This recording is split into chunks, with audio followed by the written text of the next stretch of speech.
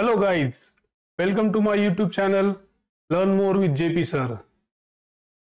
आपली Microsoft Excel ची series सध्या चालू आहे मित्रांनो, ज्याच्यामध्ये आपण एक्सेल डिटेल मध्ये शिकण्याचा प्रयत्न करणार आहोत. आजच्या व्हिडिओमध्ये आपण एक्सेलचं बेसिक इंट्रोडक्शन आणि फाईल मेनू बद्दल माहिती जाणून घेण्याचा प्रयत्न केला आहे. आजच्या व्हिडिओमध्ये आपण पुढचा काही भाग बघणार आहोत मित्रांनो. तर माझे जे व्हिडिओ आहेत ते आता तुम्ही पूर्ण शेवटपर्यंत बघत जा मित्रांनो, कारण तुम्ही जर काही पार्ट स्किप केला तर तुमचा महत्त्वाचा भाग एखादी सुटून राहण्याची शक्यता आहे. आपले जी एक्सेलची सिरीज आहे मित्रांनो, त्याचा प्रवास जो आपला एक्सेल सोबत होणार आहे तो 0 ते हिरोचा असा आपला प्रवास असणार आहे मित्रांनो, ज्यामध्ये आपण एकदम बेसिक पासून सुरुवात करून अगदी ॲडव्हान्स पर्यंतच्या गोष्टी काही शिकण्याचा प्रयत्न करणार आहोत. तर जास्त वेळ न वाया घालवता जाऊया आपल्या स्क्रीनवर आणि आजच्या व्हिडिओला आपल्या सुरुवात करूया.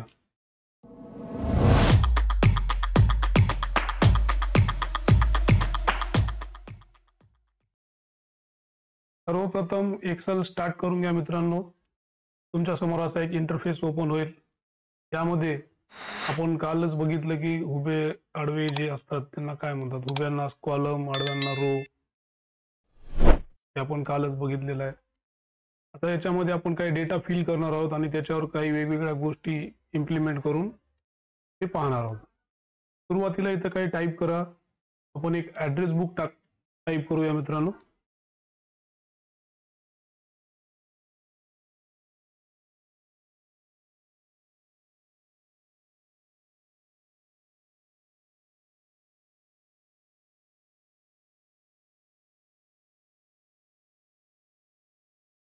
आपल्याला समजा काही नंबर फिल करायचे असतील तर 1 2 आपण टाईप केलं, पुढे टाईप करायची आपल्याला आवश्यकता नाही. पुढे जर कंटिन्यू नंबर फिल करायचे तर ह्या 1 2 ला सिलेक्ट करायचं. इथं बारीक प्लस काळा कलरचा येतो, तो क्लिक करून ड्रॅग करायचं. जेवढे नंबर आपल्याला पाहिजेत कंटिन्यू, जोपर्यंत आपण सोडणार नाही तोपर्यंत कंटिन्यू नंबर येत जातील मित्रांनो. आपल्याला सध्या आपण 5च घेऊया. नेम तुम्ही तुमच्या मित्राचे किंवा परिवारातील सदस्याचे टाकू शकता. सॅम्पल म्हणून कोणाचेही टाकून बघा.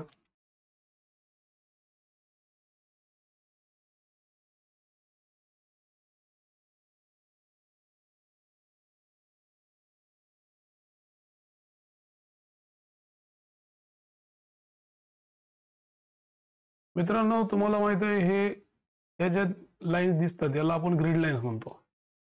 तर आता बघा, हे ग्रिड लाईन्स आपल्याला हे समजण्यासाठी असतात की आपण जे लिहिलेलं टेक्स्ट जे आहे ते किती सेल मध्ये डिवाइड होत आहे. उदाहरणार्थ आता या ठिकाणी नांदेड जे शब्द आपण लिहिला तो त्या एका सेल मध्येच आहे, परंतु संभाजीनगर जे नाव आहे ते एकापेक्षा जास्त सेल मध्ये डिवाइड झाले मित्रांनो. या ठिकाणी अशा सिच्युएशनला आपण वेगवेगळ्या गोष्टीचा वापर करून त्या कॉलमची विड्थ वाढवू शकतो, अदरवाईज रोची हाईट वाढवू शकतो. या पण आपण गोष्टी या ठिकाणी आज बघणार आहोत. सध्या आपण याला कॉलम विड्थ वाढवून घेऊन पुढे जाऊया. नंतर त्याच्यावर आपण काय काय इम्प्लिमेंट करू शकतो त्या गोष्टी आपण बघणार आहोत. सध्या डी आणि ई च्या मध्ये डबल क्लिक करा, ते ऑटो फिट होते. जेवढं पाहिजे तेवढी साईज घेते, आपल्याला मॅन्युअली करायची गरज नाही. तसंच इथं नावामध्ये पण बघा काही काही शब्द कॅरेक्टर हाईड होत आहेत. या देवाशिष मधलं एच थोडंसं हाईड झाल्यासारखं होतं. इथं डबल क्लिक करा, ते थोडंसं कॉलमची विड्थ वाढून जाईल ऑटोमॅटिकली, त्याला जेवढं पाहिजे तेवढं. त्याच्यानंतर नंबर तुम्ही प्रेस करा तुमच्या मनानं.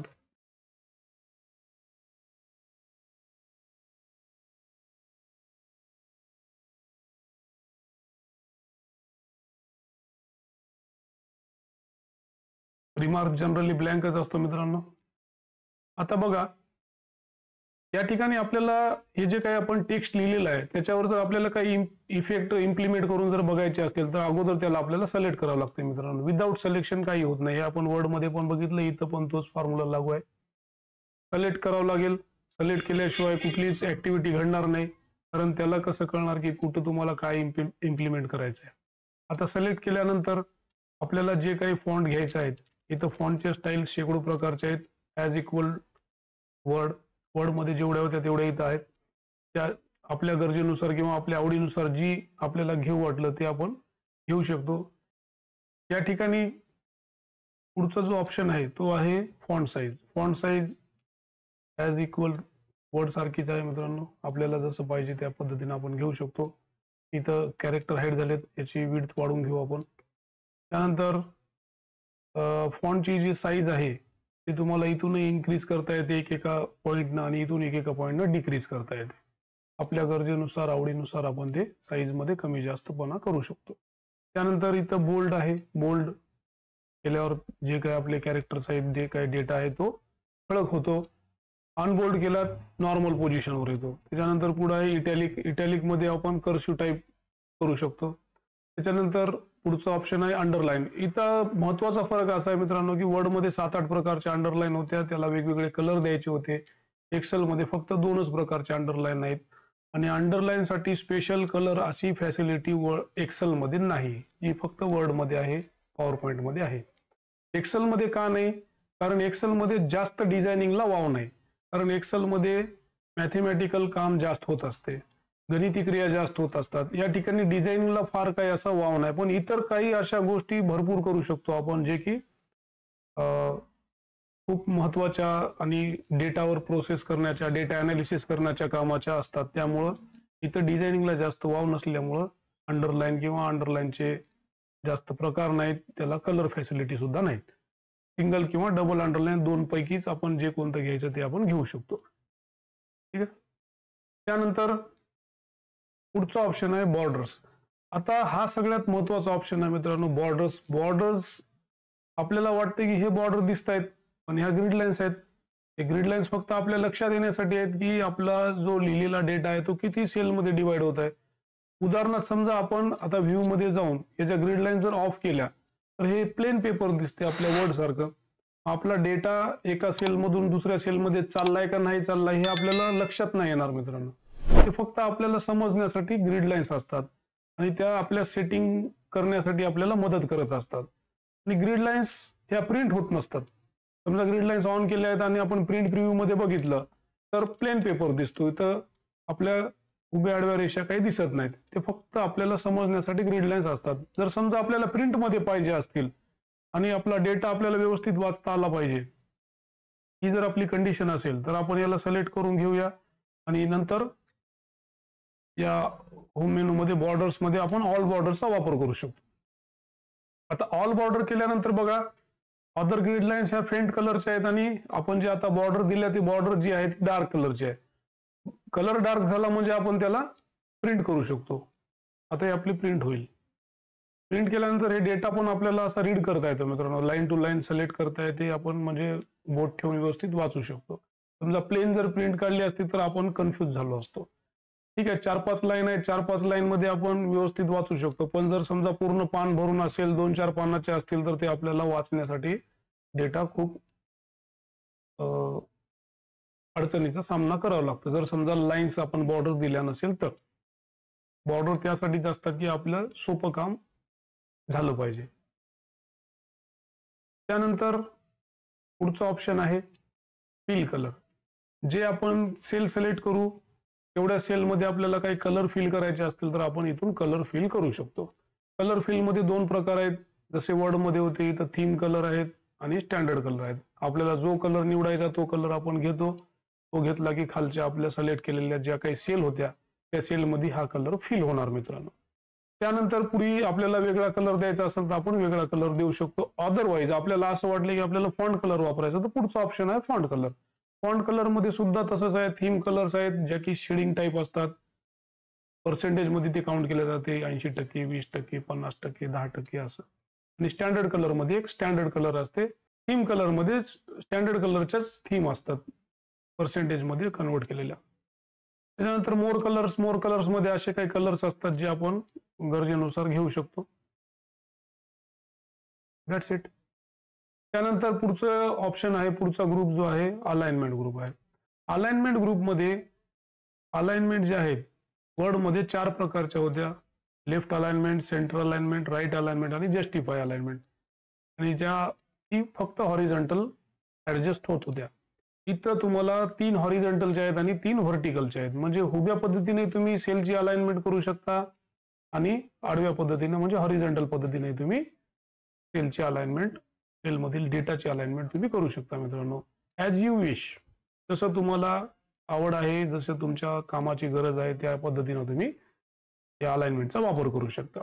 उदाहरणार्थ आपण इथे एक सेलची साईज वाढवून घेऊया आणि त्या सेलमध्ये आपण एका शहराचं नाव टाकूया. त्यानंतर बघा, त्याला आपण हॉरिझॉन्टल जर सेंटर केलं तर ते टेक्स्ट जे आहे बॉटमलाच आहे पण सेंटरमध्ये आला. आता बॉटमलाच आहे पण राईट मध्ये गेला. आपण हॉरिझॉन्टली राईट अलाइनमेंट लागू केली. बाय डिफॉल्ट असं होतं ते. त्यानंतर आपण व्हर्टिकल पण अलाइनमेंट सेट करू शकतो. व्हर्टिकल वर टॉपला जर क्लिक केलं तर आपला टेक्स्ट काय झाला की उभ्या पद्धतीनं वरच्या बाजूला गेला, म्हणजे टॉपला गेला. आता हे मिडल आणि हे बाय डिफॉल्ट बॉटम होतं की जे की तळाला. आणि आपल्याला जर समजा सेंटर मध्ये घ्यायचं असेल सेलच्या, तर ह्या दोन्ही गोष्टी आपल्याला इथं ऑन करावं लागतात. हे मिडल अलाइनमेंट आणि हे सेंटर अलाइनमेंट. असं जर आपण केलं तर आपला जो काही जो टेक्स्ट आहे त्याच्यामधला तो एकदम एक्झॅक्ट सेलच्या सेंटर पॉइंटला येऊन जातो. त्यानंतर पुढचा ऑप्शन आहे ओरिएंटेशन. ओरिएंटेशन मध्ये जे तुमचं टेक्स्ट आहे त्याला तुम्ही डायगोनल पद्धतीनं अलाइन करू शकता. जसं की अँगल काउंटर क्लॉकवाईज हे अशा डायगोनल पद्धतीनं सेट होतो. दुसरा प्रकार आहे त्यामधला अँगल क्लॉकवाईज, जे की त्याच्या विरुद्ध दिशेनं सेट होतो.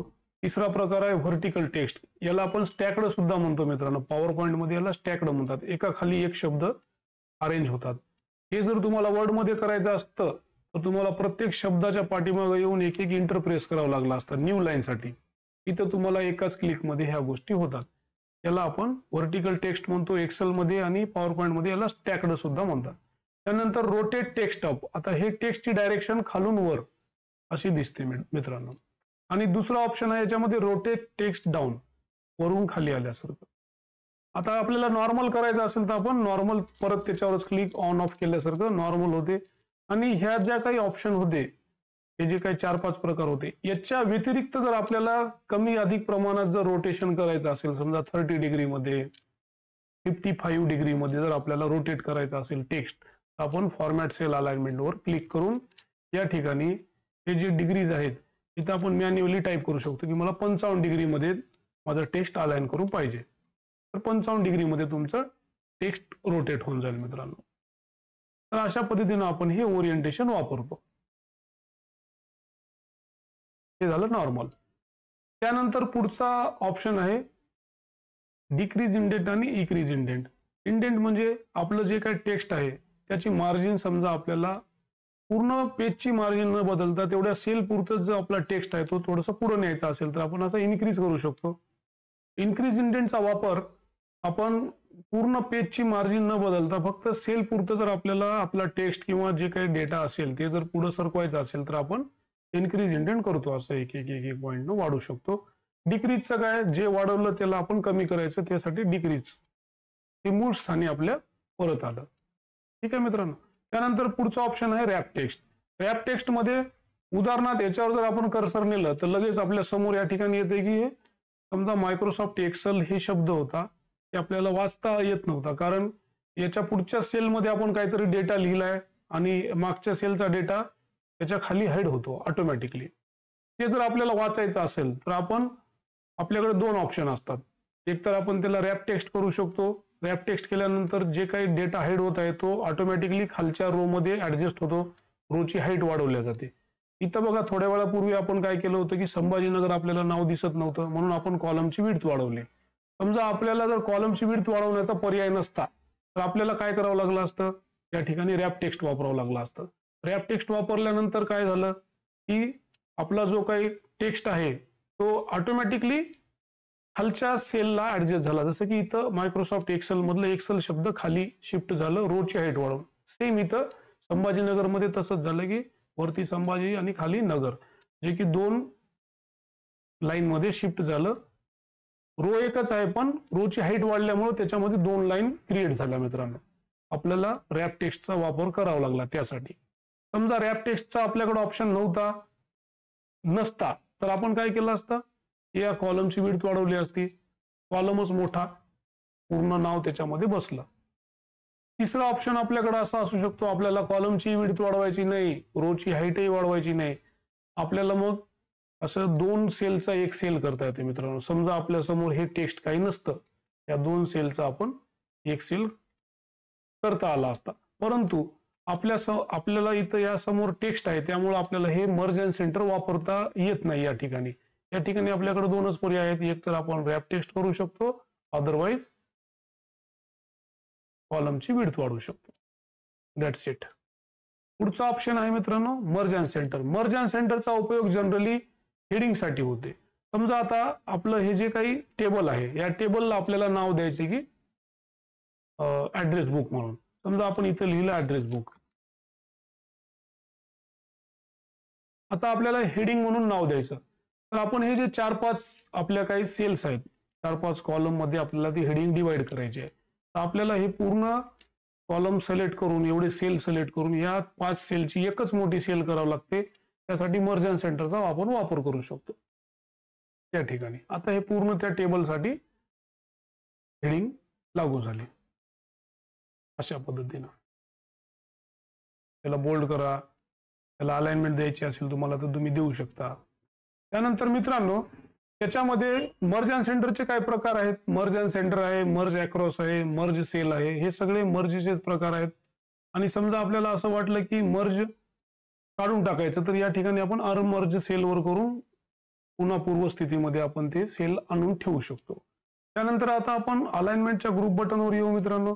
यामध्ये तुम्हाला समजा आपल्या सेलमध्ये काही आणखी फॉर्मॅटिंग करायची असेल, आपण वेगवेगळ्या पद्धतीच्या फॉर्मॅटिंग या अलाइनमेंटच्या ग्रुप बटनवरून करू शकतो. इथं नंबर्स हे जे काही फॉर्मॅट असतात, फॉर्मॅट इथं ऑटोमॅटिक ओपन होतात. म्हणजे समजा आपण एखाद्या ठिकाणी डेट टाकली तर ते date format automatically Excel consider करते आणि त्याला डेट फॉर्मॅट लागू होतो. बाय डिफॉल्ट सगळ्यात जनरल फॉर्मॅट लागू असतो, ज्याच्यामध्ये टेक्स्ट पण येऊ शकते, नंबर बी येऊ शकतात, दुसरं काही कॅरेक्टरही येऊ शकतात. त्यानंतर एवढे काही फॉर्मॅट असतात, general, number, currency, accounting, date, time, percentage, fraction, हे आपण गरजेनुसार त्याच्यात यूज करू शकतो मित्रांनो. उदाहरणार्थ समजा मी या ठिकाणी डेट लिहिली 1-1-1. आता मला ही DDMMYY प्रमाणे पाहिजे 01012001. आता मी फक्त 1-1-1-1 लिहिलं आणि या ठिकाणी मी आता एंटर प्रेस केलं. हे ऑटोमॅटिक डेट मध्ये कन्वर्ट होऊन जाते. एक्सेलला माहित झालं की युजरला 1 जानेवारी 2001 ही डेट टाईप करायची होती. आपल्याला काही फॉर्म्युला दिला नाही आपण, किंवा आपण त्याला काही सांगलं नाही, परंतु एक्सेलनं कन्सिडर केलं की युजरला काय पाहिजे ते एक्सेलनं अज्युम केलं आणि आपल्या समोर ते रिझल्ट सादर केलं. ठीक आहे. तर अशा पद्धतीने त्याच्यामध्ये काही फॉर्मॅट असतात जे की सेलच्या प्रत्येक सेलला आपण वेगवेगळं देऊ शकतो. काही ठिकाणी नंबर लिहिलं तर त्याला समजा आपल्याला करन्सी फॉर्मॅट द्यायचा आहे, तर 1200 लिहिलं समजा. आता आपल्याला याला रुपये पैसे असं जर दाखवायचं असेल तर आपण करन्सी देऊ शकतो. इंडियन करन्सी मध्ये रुपीजचा सिम्बॉल आला 1200 रुपीज आपण समजू शकतो. करन्सी नको असेल, करन्सी काढलं कंट्रोल झेड करून, आणि हे जर डेसिमल प्लेसेस वाढवले तर हे नंबर मध्ये कन्वर्ट झालं. अशा पद्धतीने आपण वेगवेगळे फॉर्मॅट इथून वापरू शकतो. Short date, long date. आता शॉर्ट डेट जर समजा असं त्याला आपण डेट मध्ये जर कन्वर्ट केलं, हे आपलं रेग्युलर आहे. लॉंग डेट मध्ये तुम्हाला इथं जसं दिसतंय की 01 म्हणजे हे जे फॉर्मॅट आहे DDMMMYYYY अशा पद्धतीचा फॉर्मॅट आहे. त्याच्यामध्ये महिन्याचं जे अक्षर आहेत 3 कॅरेक्टर मध्ये तुम्हाला दिसतात. आणि तुम्हाला पूर्ण महिन्याचं नाव सुद्धा जर बघायचं असेल तर तसंही आपल्याला या ठिकाणी करता येते. इथं मोर नंबर फॉर्मॅट मध्ये जायचं शेवटच्या ठिकाणी, आणि इथं थोडं खाली या, हे बघा असं सिलेक्ट करा 1 जानेवारी 2001. इथे तुम्हाला सॅम्पल दिसते. हे तुमचं महिन्याचं पूर्ण नाव देखील तुम्हाला ठेवता येते मित्रांनो. त्यानंतर तुम्हाला असं पाहिजे असेल फक्त DDMMYY तर तसंही करू शकता 010101 अशा पद्धतीनं. हे डेट फॉर्मॅट झाला. त्यानंतर जे टेक्स्ट अलाइनमेंट होते आपण बघितलेले आहे की हॉरिझॉन्टली म्हणजे आडव्या पद्धतीनं काही करायचे असतात, त्याला आपण वेगवेगळ्या पद्धतीने देऊ शकतो. व्हर्टिकल जे आहे top, centre, bottom, justified, distributed हेही करू शकतो. इंडेंट इन्क्रीज करायचा, डिक्रीज करायचा इथून आपण ठरवू शकतो.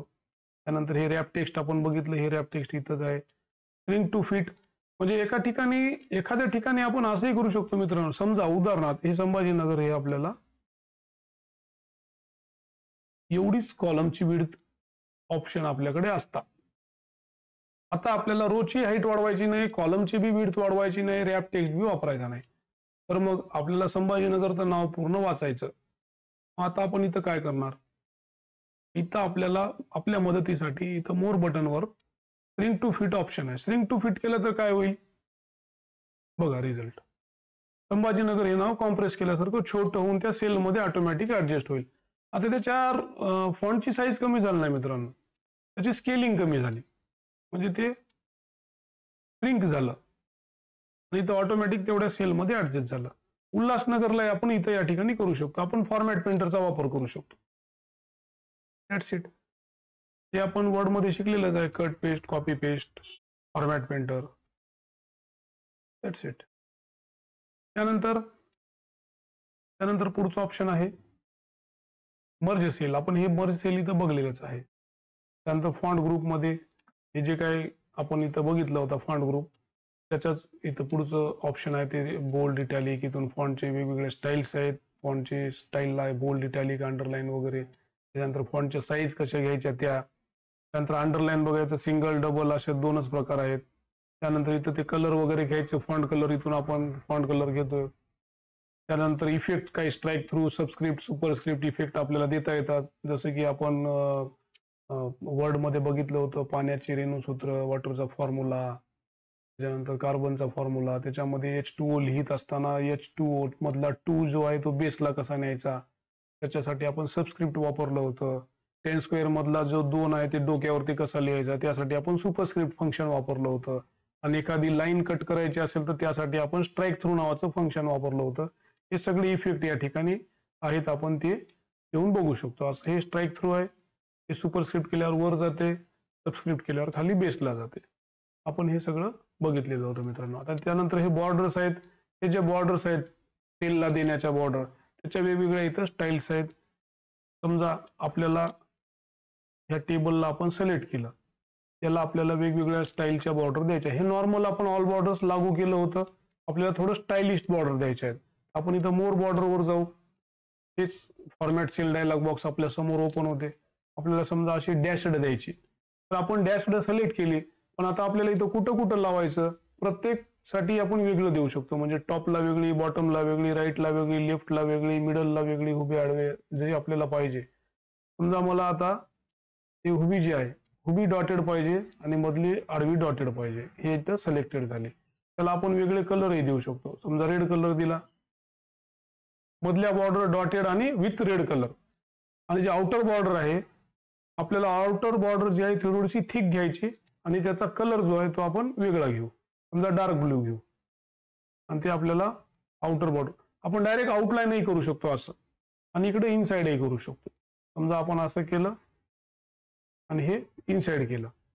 ओके, आउटलाईनला complete outside border, outer border आणि इनसाइडर बॉर्डर. त्यानंतर बघा ही जी आउटसाइड बॉर्डर आहे ती काय झाली, ब्ल्यू कलर घेतला होता, डार्क ब्ल्यू कलर आणि थिक घेतलं होतं. आणि इनर साइडच्या ज्या बॉर्डर्स आहेत इनसाइड बॉर्डर त्या आपण डॉटेड घेतल्या होत्या आणि रेड कलर मध्ये घेतल्या होत्या. ठीक आहे, तर अशा पद्धतीने आपण सेलच्या बॉर्डर्स आपण देऊ शकतो वेगवेगळ्या प्रकारच्या.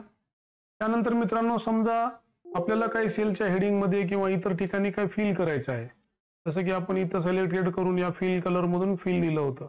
आपण इथं मोर वर जाऊन फिलला असे वेगवेगळे फिल कलर देऊ शकतो. त्याच्यानंतर काही फिल इफेक्ट्स मध्ये जाऊन असे ग्रेडियंट कलर वापरू शकतो. 1 कलर, 2 कलर, डायगनल, व्हर्टिकल हे आपण ऑलरेडी बघितलेलंच आहे मित्रांनो वर्ड मध्ये, ते तुम्ही यूज करून बघू शकता. वेगवेगळे कलर शेड्स आहेत ते कलर आपण घेऊ शकतो. त्यानंतर काही पॅटर्न्स आहेत या ठिकाणी, पॅटर्न्स मध्ये आपण वेगवेगळे कलर्स या ठिकाणी यूज करू शकतो. जसे की समजा हे पॅटर्न असतील आणि इथं कलर आपल्याला येलो कलर घ्यायचा, रेड कलर घ्यायचा आहे, समजा पर्पल कलर घ्यायचा आहे. तशा पद्धतीने या ठिकाणी हे असं फिल केल्यासारखं होते. आपल्या गरजेनुसार आपल्या आवडीनुसार आपण पॅटर्न फिल सुद्धा त्या ठिकाणी यूज करू शकतो.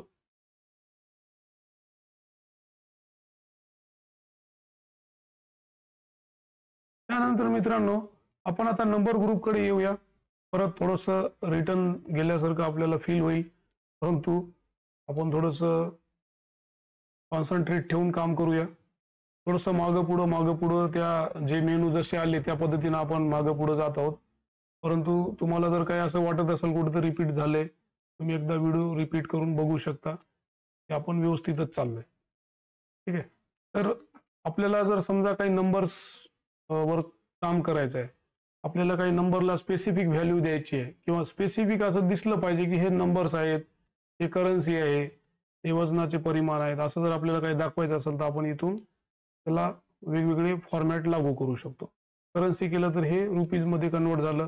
आता आपण इंडियन करन्सीच्या ऐवजी समजा अदर करन्सी आपल्याला वापरायची आहे, तर या ठिकाणी करन्सी सिम्बॉलवर क्लिक करून तुम्ही US डॉलर्स किंवा युकेचे पाऊंड्स किंवा युरोचे सिम्बॉल्स यूज करू शकता मित्रांनो.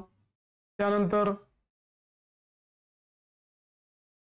इथं पर्सेंटेज व्हॅल्यू दिलं तर हे पर्सेंटेज मध्ये कन्वर्ट होते, कॉमा व्हॅल्यू दिलं तर हे कॉमा रुपीज साठी जसं आपण यूज करतो त्या पद्धतीनं आपल्याला यूज करता येते. त्यानंतर इथं जे डेसिमल प्लेसेस आहेत ते इन्क्रीज करता येतात, गरजेनुसार वाढवता येतात, अदरवाईज डिक्रीज सुद्धा या ठिकाणी करता येतात. आता डेसिमल प्लेसेस जनरली 2 असतात किंवा आपल्याकडे 3 असतात. रुपीज पैशासाठी आपण जनरली 2 डेसिमल प्लेस वापरतो आणि बाकी इतर सगळ्या गोष्टींसाठी जनरली इतर सगळ्या गोष्टी म्हणजे वजनाचे मोजमापाचे परिमाण, अंतराचे परिमाण, लिटर, किलो लिटर यासाठी जनरली आपण 3 डेसिमल प्लेसेस वापरतो. मग काही सायंटिफिक फ्रॅक्शन असतात ज्याच्यामध्ये 3 डेसिमल पेक्षाही जास्त व्हॅल्यूज असू शकतात, त्याला आपण फ्रॅक्शन म्हणतो किंवा जे काय असेल ते व्हॉटएव्हर. त्यानंतर मित्रांनो या ठिकाणी डेटचे काय फॉर्मॅट्स आहेत, डेटच्या फॉर्मॅट बद्दल आपण थोडंसं डिटेलमध्ये जाऊन बघूया मित्रांनो. जनरली भारतामध्ये जो डेटचा फॉर्मॅट आहे तो आपल्याकडे जो आहे तो DDMM YY असा चालतो मित्रांनो, म्हणजे डेट, मंथ आणि इयर. आणि वेस्टर्न कंट्रीमध्ये कसं असतो, वेस्टर्न कंट्रीमध्ये पहिलं मंथ सांगतात, त्याच्यानंतर डेट सांगतात, त्याच्यानंतर वर्ष लिहितात.